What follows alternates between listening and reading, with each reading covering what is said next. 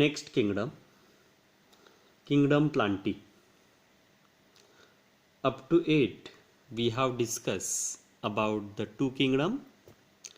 The first one kingdom Monera and second one kingdom Protista. The next kingdom is a kingdom Plantae. In that kingdom Plantae, all the organisms are autotrophic in their nature. That means they can prepare their own food material as they have photosynthetic in their nature. Till in that kingdom Plantae, majority of the organisms are autotrophic, but some are semi-autotrophic in their nature. Then why are semi-autotrophic in their nature?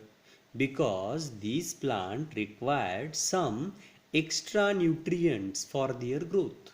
So that's why these plants are act as an insectivorous plant.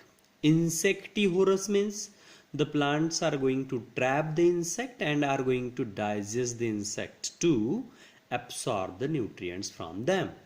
So called as a insectivorous plant. Like you can take an example of a Venus flytrap, pitcher plant and bladderwort. So this one, it is a Venus flytrap. Here you can observe how that insect is get trapped by this Venus flytrap plant leaf. Here the process, once the insect get entered, it is get trapped in this way. And when the plant it is at a normal stage, that such a type of leaf are present and these leaf are open, but once the insect get entered, that it leads to the closing of the leaf one. The next one, it is a pitcher plant. This is another insectivorous plant, and next one, that it is a bladderwort. Yes. The next, instead of that, in this kingdom Plantae, some plants are there who shows parasitic in their nature. Now parasitic further have actually two different kinds of parasites, as in a total parasite and partial parasite. In front of you, the example of Cuscuta is given. It is a total parasite because the plant, it shows its growth on the another plant body, and even you can observe the color of the Cuscuta, it shows a yellow color. That means don't have an photosynthetic pigment and are going to absorb all the nutrient from the host plant body. So the growth of a Cuscuta, I think you know very well, Amarvale is a common name to that Cuscuta, who shows very fast growth on the host plant body. It covers rapidly to that host plant body. Here in such a way, they are going to coil around the host plant stem, getting support and getting food also from that host plant body, and shows their growth. It is a good example of a complete parasite. Parasite, the organisms are depend for food and shelter on the host organism, called as a parasitic organism. The next, the member of the kingdom Plantae, they shows multicellular in their nature. Multicellular, many cells are present inside the body. They have an eukaryotic nature. Eu means advanced, karyon means nucleus, as we have discussed in a last lecture only. From the Protista, above all are eukaryotic in its nature, and only kingdom Monera, those are prokaryotic. So plant, it belongs to eukaryotic. If eukaryotic cell is there, they shows very well developed nucleus. There are presence of various kinds of cell organelles and all. Inside the cell, here in kingdom Plantae, there is a presence of a chloroplast, and chloroplast contains a photosynthetic pigment dominantly present inside the plant cell in the form of a chlorophyll. Cells have a cell wall, and this cell wall is made up of the cellulose, pectin, lignin as per the type of a plant and region of the plant tissue. Component of a cell wall are varies, but mainly cellulose is present inside the cell wall. The next point, the plant shows alternation of the generation.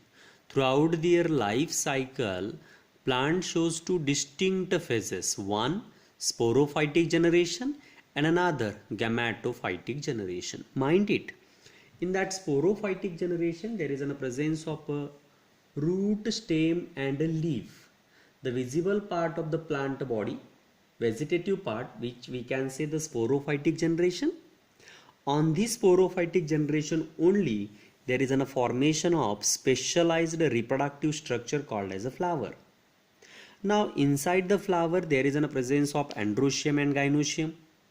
Androecium which produces a pollen grain, and gynoecium which produces the ovule.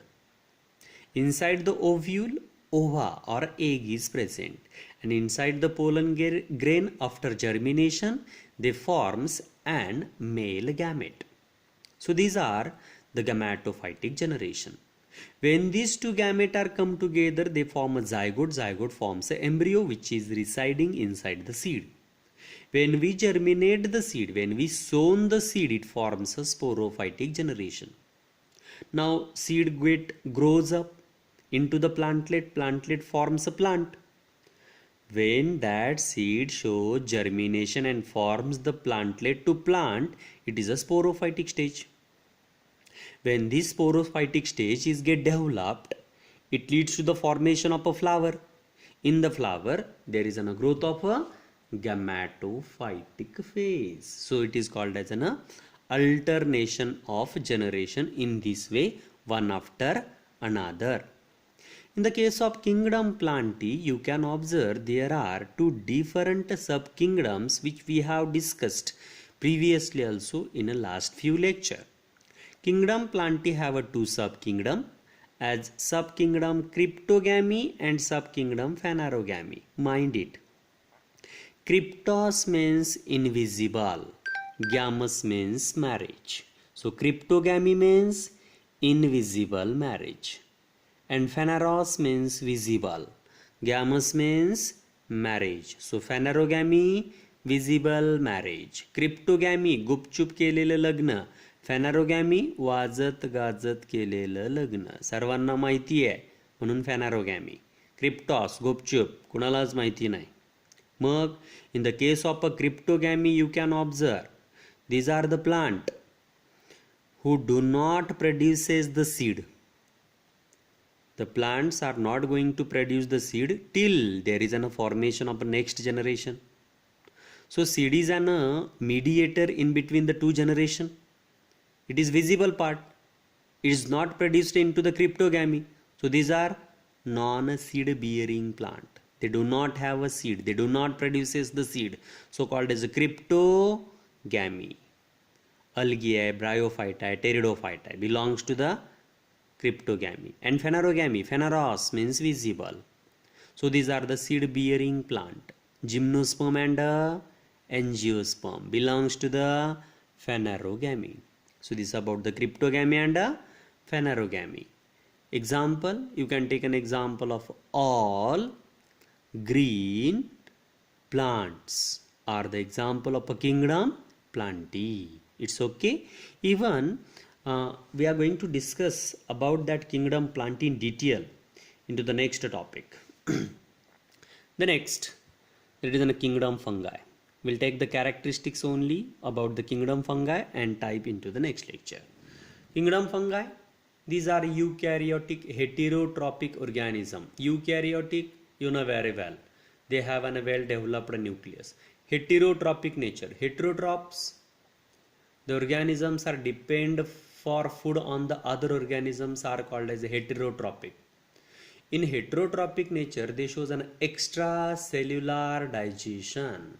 The process of a digestion The process of conversion of a complex food into the simpler form is performed outside the cell, so called as extracellular digestion.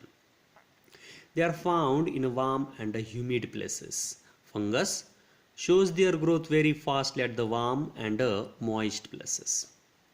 They have a simple body which may be unicellular or made up of long thread-like structure called as a hyphae. In the case of this long thread-like structure, you can observe these hyphae are come together and are interlocked with the help of a septa to form a mycelium. We'll discuss about that thing.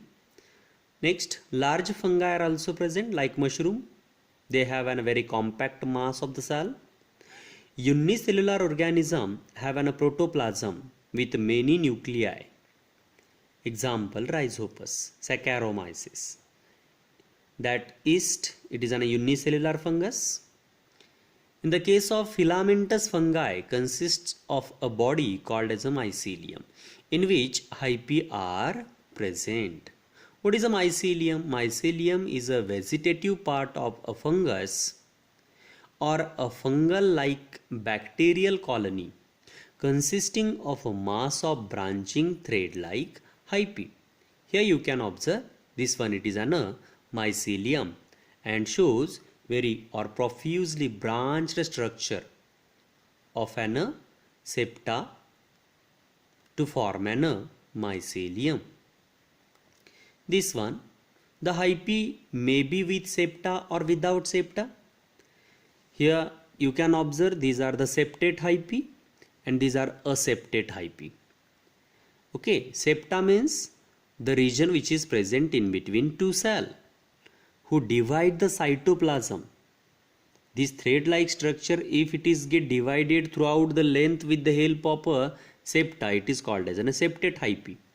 Hypha म्हणजे thread-like structure. If it is separated with the help of an septa, called as a septate hyphae. If septum is absent, then it is called as a aseptate hyphae. So in a fungus, these are the septate hyphae and these are aseptate hyphae. They may be unicellular or multinucleated structure. The non-septate or aseptate hyphae. These are aseptate but multinucleated hyphae. Here you can observe many nuclei are present but are not get separated from each other, present in the same cytoplasm, so called as a non-septate multinucleated hyphae. And these hyphae are called as an coinocytic hyphae. Coinocytic hyphae means one cell have a many nucleus called as a coinocyte, and such a hyphae without septa are appeared as a multinucleated structure into the same cytoplasm, so called as a coinocytic hyphae or cenocytic hyphae also. One can say that cenocytic hyphae. Next, the cell wall of the fungi is composed with the help of a chitin or chitin.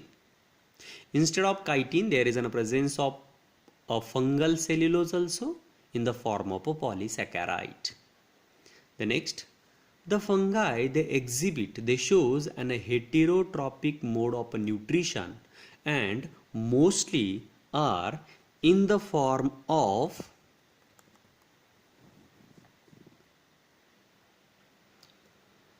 most of them are saprophytic in their nature. Saprophytic means the organisms who shows their growth on dead and decaying material called as a saprophyte. Some are parasitic, as now only we have discussed. Parasite are the organisms are depend for food and shelter on the host organism. Some are act as predators. We can say the parasites are predators. Fungi, they reproduce sexually as well as asexually. Asexual reproduction, it is performed by the process of fragmentation, fission and budding. I think all of those things we have discussed in detail. Fragmentation, tukde hone. Fission, in this case of a fission, one cell is get divided into two equal sized cells in the form of binary fission we have discussed. And budding, is a process in which a simple outgrowth is formed on the body of organism is called as a budding. Some fungi are symbiotic in nature. What is symbiosis? Mutualism. Mutualism or symbiosis means what? When there is a benefit from both of the side, two organisms are come together. When two different organisms have a benefit from each other, and because of that benefit from both the side, these two organisms are come together or reside together is called as a symbiotic nature, and the process it is called as a symbiosis.